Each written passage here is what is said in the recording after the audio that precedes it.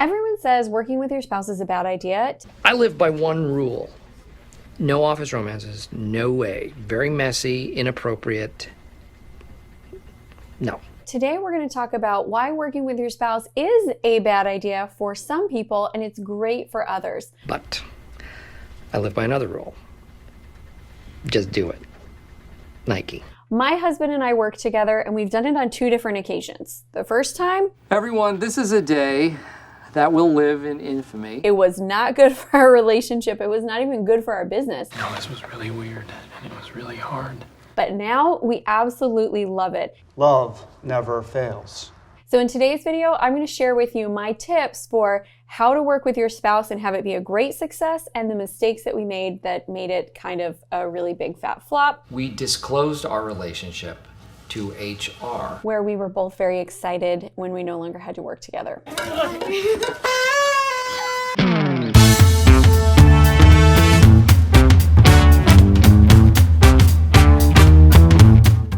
I'm Amy Walker, small business strategist, and I have helped hundreds of small business owners get to 6 and even 7 figures in their business, and I know you can do it too. Next round of drinks is on me, people. So in today's video, I am going to give you my top 3 do's in working with your spouse and my top 3 things that will make you hate working with your spouse and make you feel like you've either got to have a divorce in business or maybe in life. Jan and I had an on-again, off-again relationship. But don't let it get as far as it feels like divorce in life. Like, it's okay if you are not meant to work together. You know, go run us out of business, Pam. Are you serious? There is a lot of business advice out there. Some of it's good, some of it's bad, some of it's meh. And the purpose of business coaches say is to help you figure out what business advice is right for you. You know what? I'm going to. So never work with your spouse. So I may need to fill out one of those love documents again. This one, I'm in the middle on. I think you can work with your spouse if you create the right context to work with your spouse. To be married? Yep. The first time that Steven and I worked together, it was a hot mess. Babe, can you just really, whoa. First of all, we had the wrong reason for working together. The reason was he hated his job, I was struggling in my business, and so we thought, okay, we'll bring together 2 different problems and we'll put them together and now all of a sudden it's gonna work. It didn't work.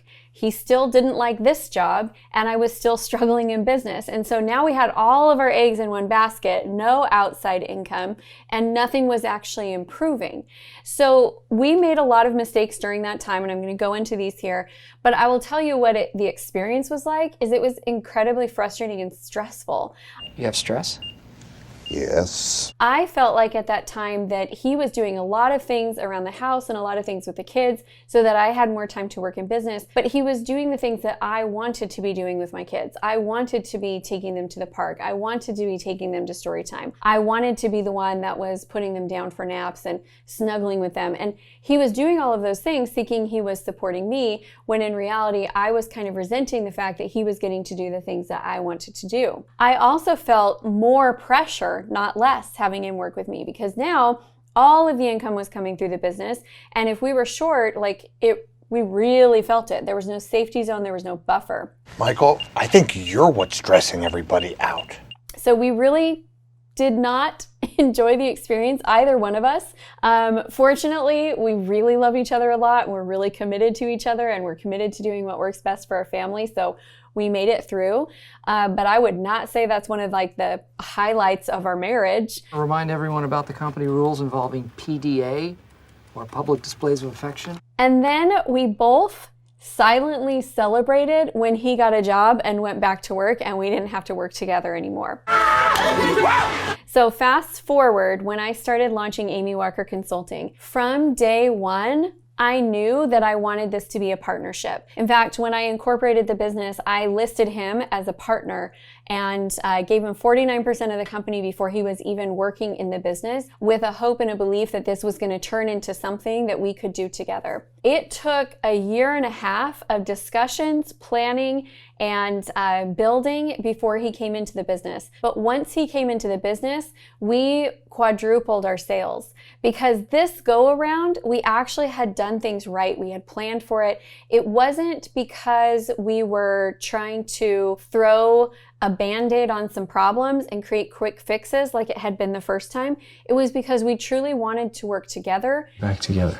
Yes, and I'm very excited about the prospect of working. We wanted to build something that we would utilize both of our talents, and we did a good job doing that. And now we really love working together. I am really thrilled. We love working together. We love that we get to play together. We love that we get to run our family together.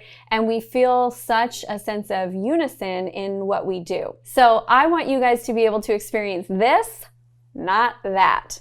So let's jump into our tips. First, let's go over the 3 biggest mistakes that we made. Number 1, giving your spouse a job that they actually don't like. I see this happen quite often with the couples that I've worked with. One partner started the business, then they create growth, and it gets stressful, it gets overwhelming, and so the other partner steps in to help. But when they step in to help, they don't step in with being able to look around and say, out of all the jobs in the company, what am I most suited for? What am I most passionate about? Instead, they jump in and they start jumping into the highest level need, which oftentimes ends up being a job that they don't like and they aren't suited for, but they're willing to do and the company needs the help. That is a recipe for an unhappy partner. And you guys, I don't want my husband to have a job that he hates. I mean, think about that. When you've had jobs that you've hated, do you come home as your best self and give that to your family? No, of course you don't. You come home frustrated, tired, overwhelmed. So make sure that you don't give them a job that they don't like or aren't suited for. Smile. No. Number 2 branches off of that, but it's expecting your spouse to clean up your messes. I can be a little chaotic. Coming through an air duct. Oh my God! Okay, it's happening. Everybody stay calm. What's the procedure, everyone? Or a lot chaotic. So I am really good at organizing ideas and big picture and vision.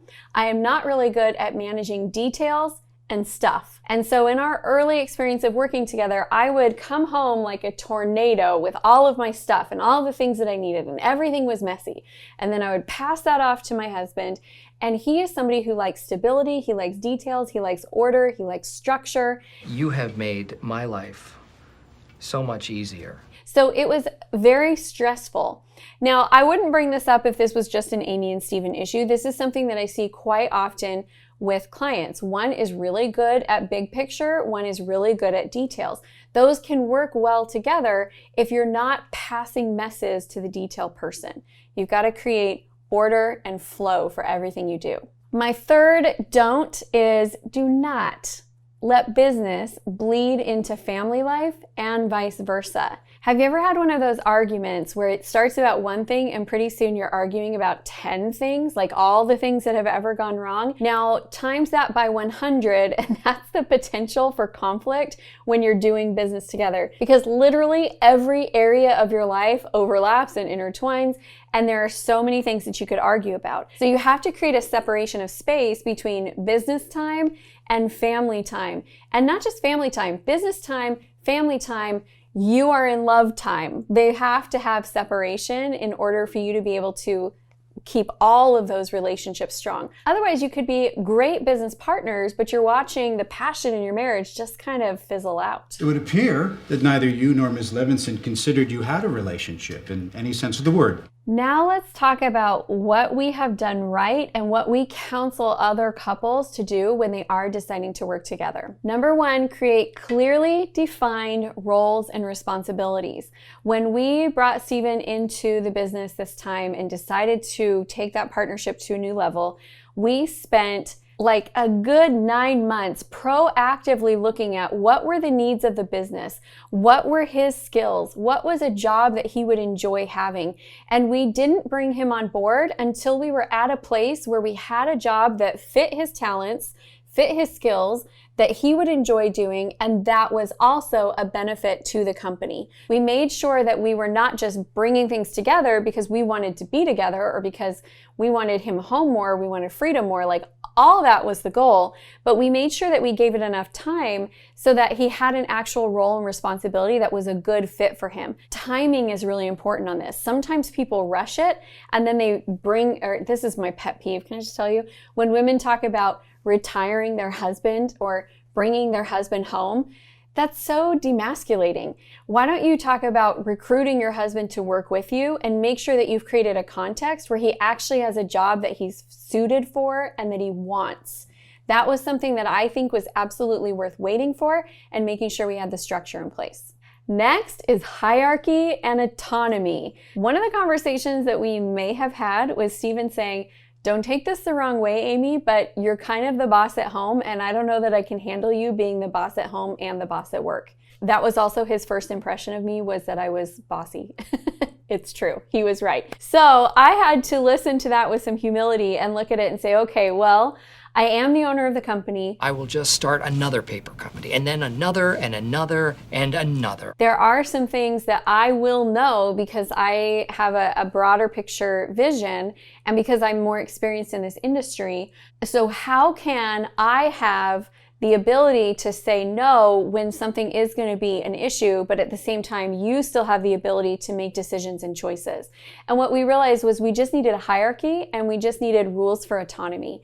So the hierarchy is that Steven has two areas that he's over. So he's over finances and he is also over marketing implementation. And so when we look at those two areas, he has the final say unless his decision affects one of the areas that someone else is over. So if someone else is over operations, someone else is over sales, then if his decision is going to affect adversely one of these, then I have the final say. And so we created a hierarchy. And let me tell you, there have been times where I remember one in particular, I wanted to hire somebody to be a project manager for our marketing. And they told me their rate and I was like, I like him, it's gonna be good. And he said, I'm not willing to pay that much. It doesn't actually fit in the budget. And this is my department in both cases. So I get the final say. And I remember being like, what? But it was absolutely true. He did get the final say according to our rules. And I had to deal with that and just be like, okay, I support you in that decision. As far as autonomy goes, we are not up in each other's business all the time. In fact, quite often we go through our days and we don't report to each other on what we've been doing until we get to our weekly meeting. And he has freedom to do what he needs to do. I have freedom to do what I need to do. My third tip is have regular business meetings. If you don't have regular business meetings, you end up talking about business on dates, you end up talking about business as your pillow talk, you end up talking about it all over the place because you don't have time to talk about the things you need to, and so it bleeds into all of your family time. If you have weekly, regular business meetings, you have a place for that conversation to go, and then you can just simply go on a date and enjoy being together. Are you free for dinner tonight? Yes. All right. Then it's a date.